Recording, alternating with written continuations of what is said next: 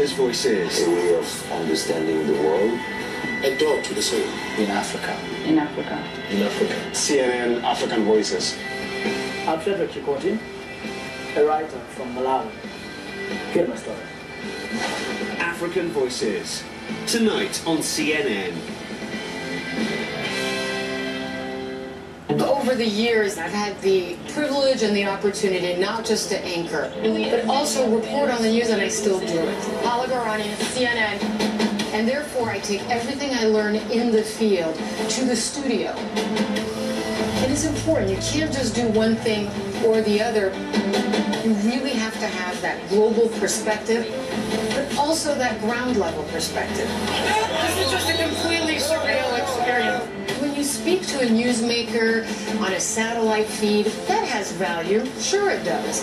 But if you speak to the 14-year-old refugee girl who can barely afford her school books, that has just as much value. And that's what's important about this program. We bring you the news through the eyes, through the opinions, through the vantage points of everyone who's a part of the story. That is the world right now. The World Right Now with Hala Garani. Weekdays on CNN.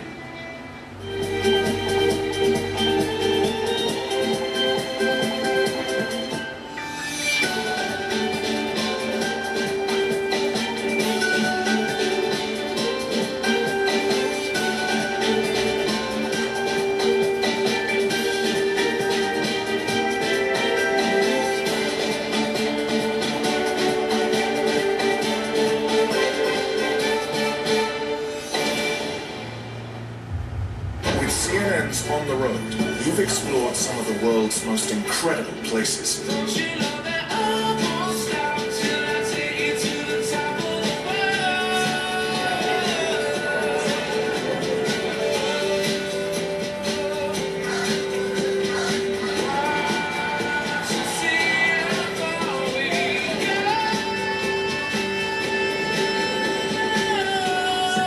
Where will we go next? Let me push you once more on this, because this is important. The world should expect to see a ground offensive at any time. How long will Israel wait? Until we should reach, or the moment we should reach a conclusion that this should be the next step. It may happen quite soon. I wish that the amount of blood will go down, and the tears will be tears of happiness, not tears of regret and sorrow. A fight for the soul of Hong Kong. There is tension between the mainlanders and between Hong Kongers. What's fueling that? Competition, but also the dislike of the system. How far will Beijing let Hong Kong go? I'd expect a high degree of freedom in Hong Kong. I don't expect it to be infinite. I'm Christy Lustau in Hong Kong with a look at the territory's identity and its complicated relationship with Beijing.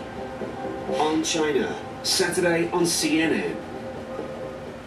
I'm Anderson Cooper. This is CNN.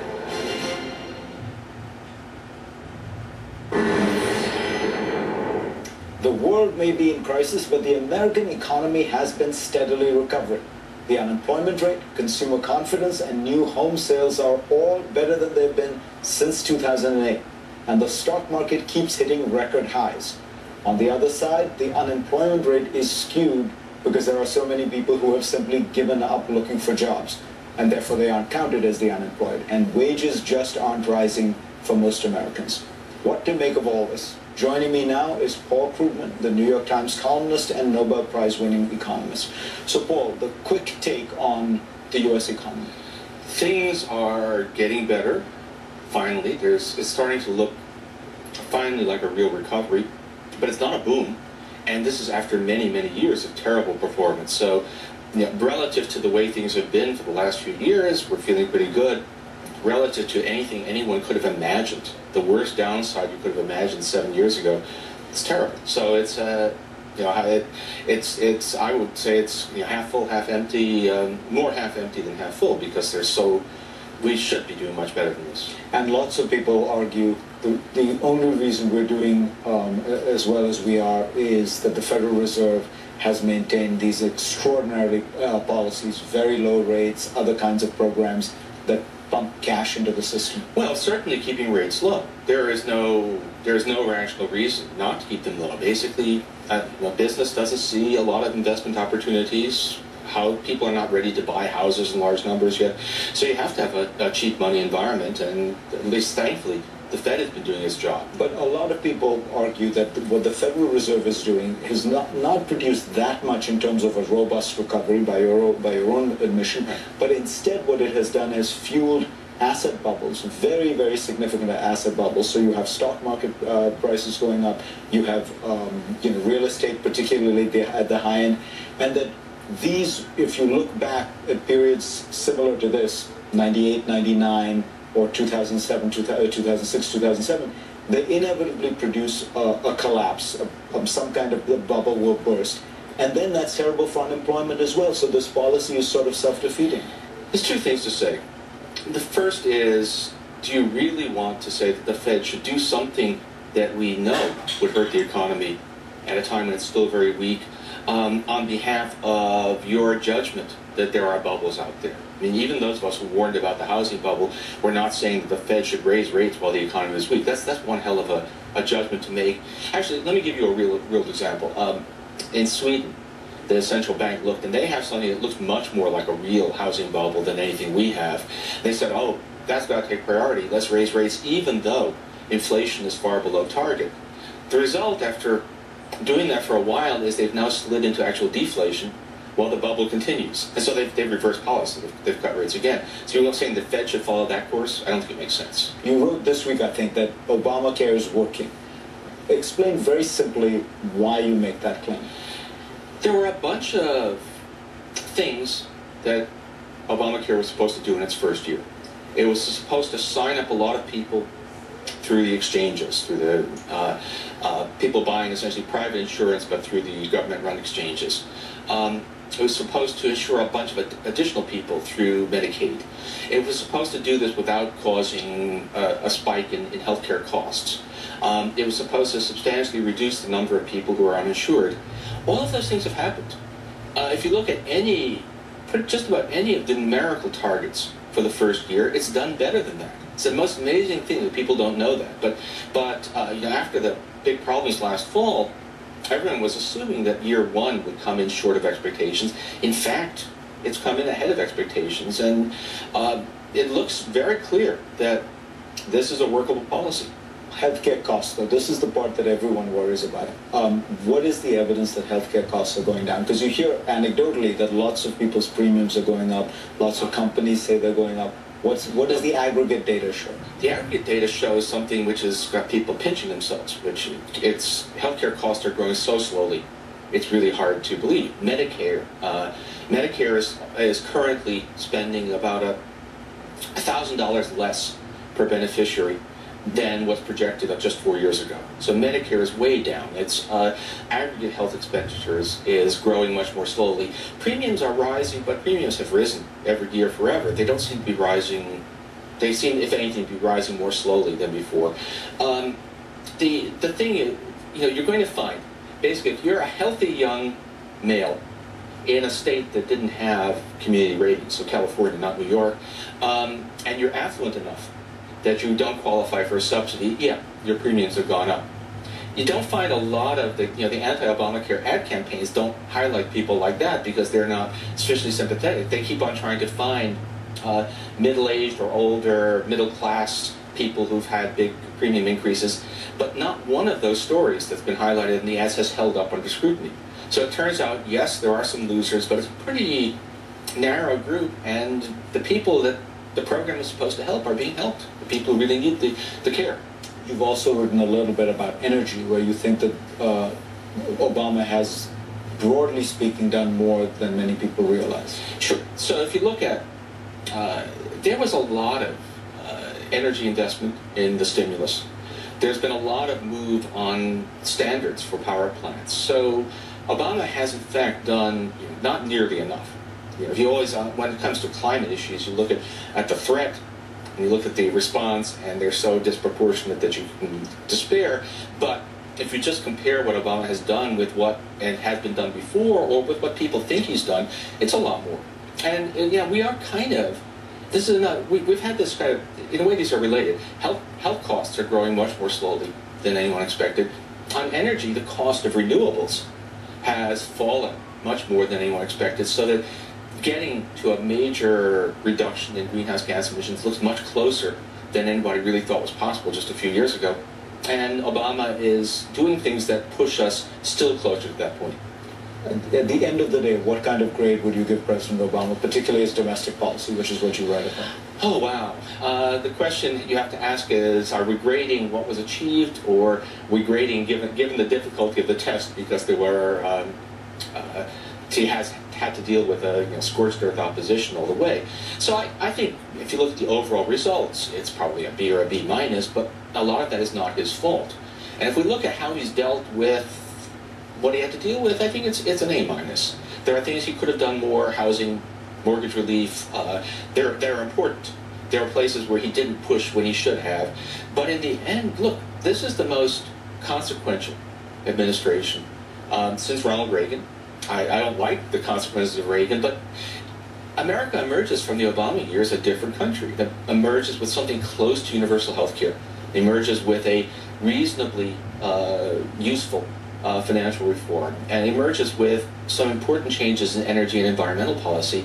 Not many presidents leave that behind. America after Bill Clinton had not really been changed at all, and this is so in that sense, even though Clinton is a great political talent and Obama is not, in the end, Obama leaves behind a country that has been importantly changed, and I'd say for the better.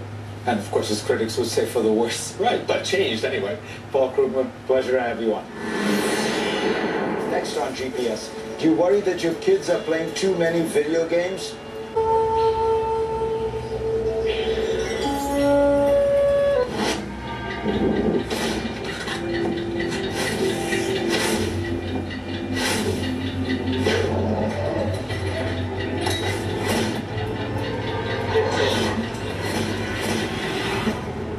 Every year, we lose more species to illegal wildlife trade run by organized crime. Buying and selling protected wildlife products is a crime.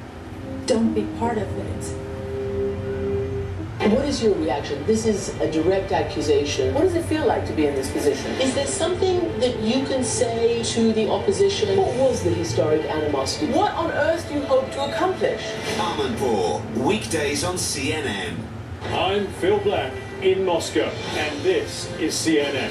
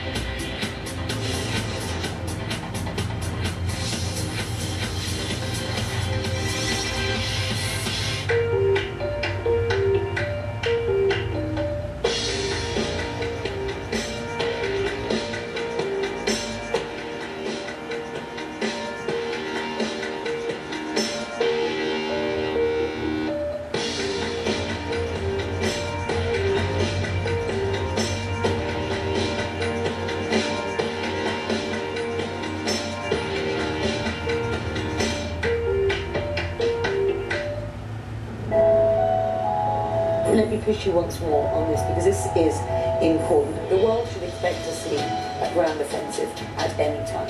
How long will Israel wait? Until we should reach, or the moment we should reach a conclusion that this should be the next step. It may happen quite soon. I wish that the amount of blood will go down and the tears will be tears of happiness, not tears of regret and sorrow. I'm Salima Uras in New Delhi. This is CNN.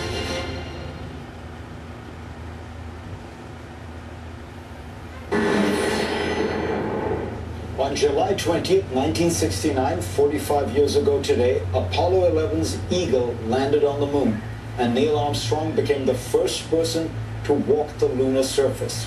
It's one small step for man,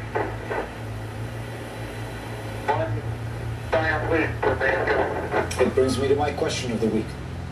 Approximately how much more memory does Apple's iPhone 5S have compared with the Apollo guidance computer? A, 100,000 times more, B, 624,000 times more, C, 1.8 million times more, or D, 5.4 million times more? Stay tuned and we will tell you the correct answer. This week's book of the week is William Bowen's Higher Education in the Digital Age.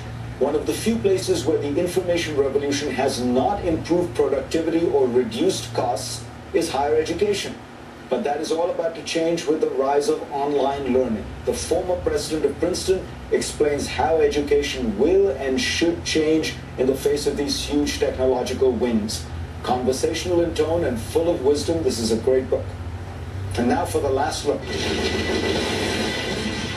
To add to the world's tumult, the North Korean government threatened military action last month over an upcoming Seth Rogen and James Franco movie. It's about television personalities recruited to assassinate Kim Jong-un during an interview. You want to go kill Kim Jong-un? Totally, I'd love to assassinate Kim Jong-un. It's a date. Recently, Pyongyang wrote a letter of complaint requesting that the movie, which they deemed to be an act of war, be shut down.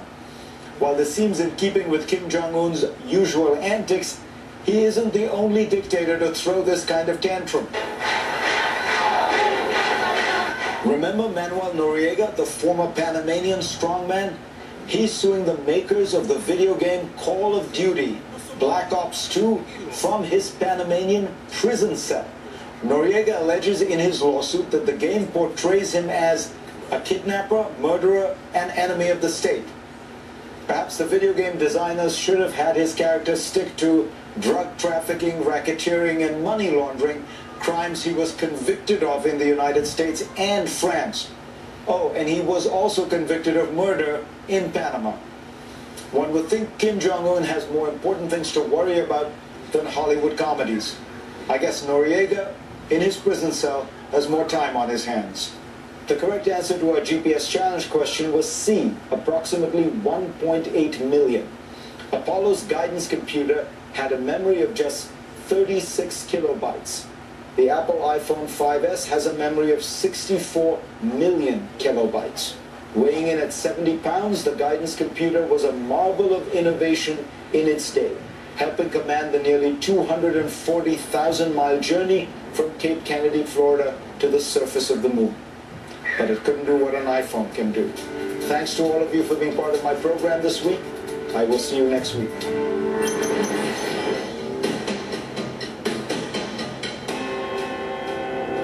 Good morning and welcome to our viewers in the United States and around the world. I'm Jim Sciutto in Washington. Thank you for joining us for this special coverage of the downing of Flight 17. Reliable Sources has been preempted today, but Brian Stelter will join us later in the hour, and he's talking to Sarah Firth. She is a Russian television reporter who resigned over how her network is covering the deadly crash in Ukraine, saying, quote, "We're lying every single day and finding sexier ways